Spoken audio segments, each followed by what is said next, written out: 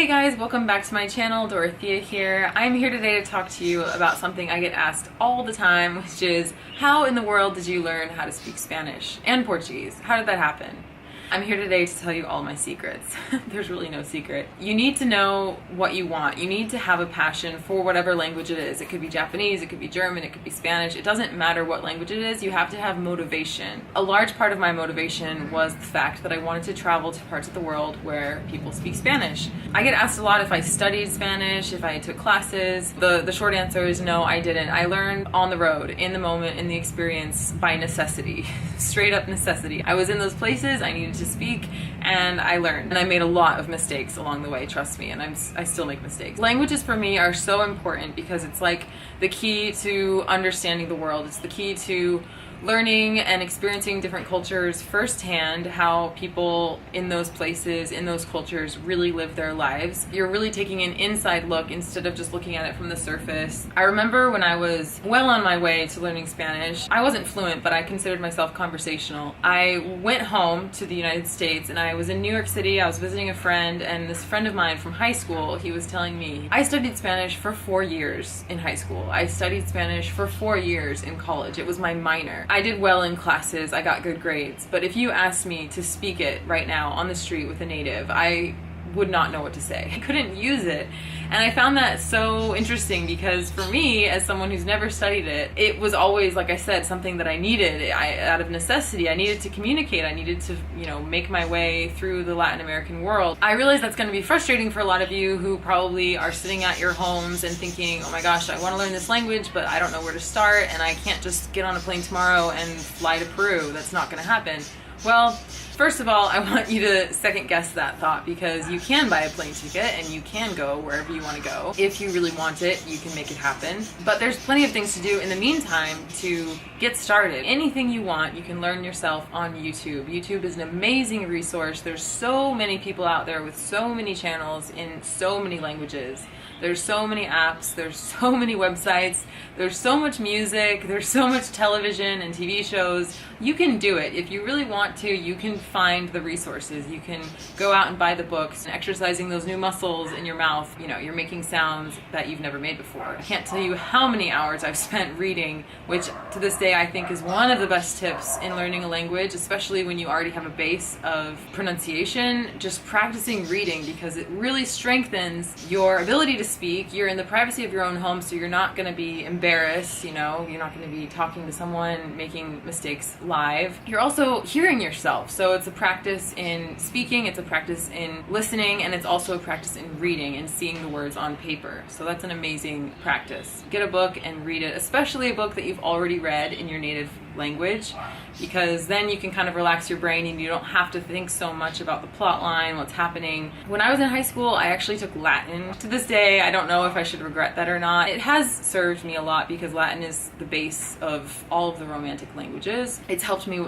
greatly with breaking down words and knowing what something means, or deciphering what something means without really knowing. But what really took my language learning to the next level was going to the place, was being in the environment where they speak it and not having an option, forcing yourself to learn every single day. It's very painful, it's very embarrassing, it's very stressful, but it will pay off in the biggest and fastest way. You will see the difference within a matter of weeks, within a matter of months. You'll be able to look back and see the difference of how many strides you've made. When I was 24 years old, I went abroad to Costa Rica. Even though I was in a Spanish-speaking country, I was in an English-speaking environment because I was working at a retreat center. At that retreat center, I met someone who was from Peru, and she became a really good friend of mine. When we said our goodbyes, she made it very clear to me that she would love to host me, she wanted to see me again, and she wanted to invite me to her country, which I thought was like just the greatest compliment anyone's ever given me. A full year passed and we kept in touch. Eventually, we decided that I would come visit her. United, which was the airline that I had flown with previously, had reimbursed me because of a lot of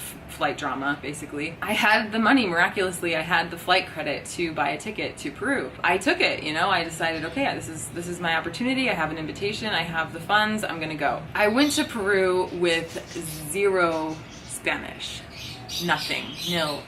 Cero. I spent 3 months in Peru that year and I absolutely fell in love with it. I fell in love with the culture, with the people, with the language. I was using Duolingo every day. I was reading, I was doing all of the above to try and help myself. But really, when it came down to it, it was the relationships that I had with the native speakers. A few months later, I accepted a position to be an au pair for a family in Zaragoza, Spain. My time in Zaragoza was absolutely life-changing. I already had a base of Spanish, like I could get around, but I was not speaking anywhere near fluently. I was hardly conversational. I didn't know any tenses. I didn't really know what I was doing, but I could piece some words together. My job in Spain was to speak English with the children. I was to play and speak in English with them all the time. Really, it was a Spanish overload for me because I was in Spain. I was with a Spanish family. I was listening and hearing it every day on the street, at home. I did actually take one class there at a local institute for languages. It was maybe 3 or 4 hours a week. It wasn't much and it only lasted, I think, 2 months. So it was very short-lived, but it did help me grammatically. It kind of pushed me in the right direction and motivated me to learn the grammar. After that amazing experience, those 6 months in Spain, which I say that's really where I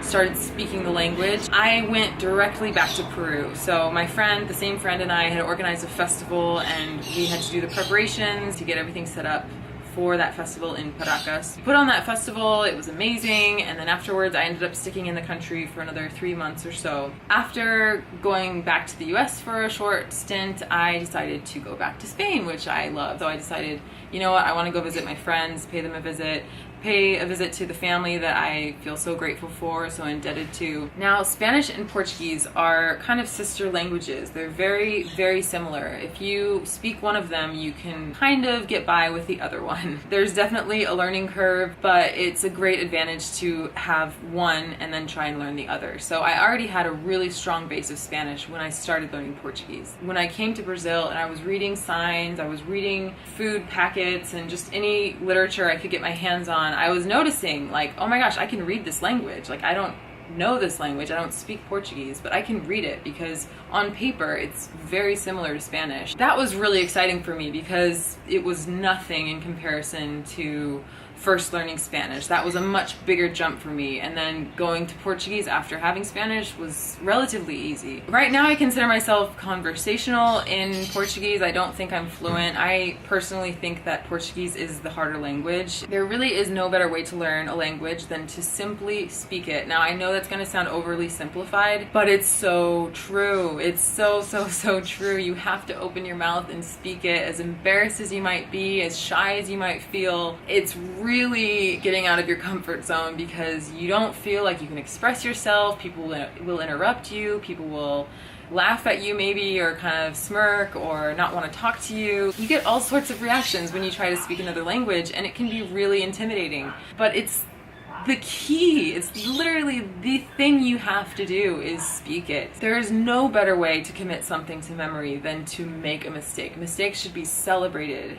in all forms, but especially in language learning. There's just no way of getting around it. You're not gonna just wake up one day and speak the language. It's just not gonna happen. Keep going and just keep plowing your way through, and eventually one day you will wake up and you will be amazed at the level that you have. It's opened doors that I never knew could be opened. I've met people that I never would have met. I've heard stories that I never would have heard. I've experienced things I never would have experienced. It's just been the most beautiful gift in my life that I ever could have asked for or wanted. If you like this video, if you want more like it, please let me know by giving this video a nice big thumbs up, and go ahead and comment down below if you have anything you want to share, anything you want to expand on. I would love to hear what your thoughts are. Thanks for watching, and I'll see you next time. Ciao, besos.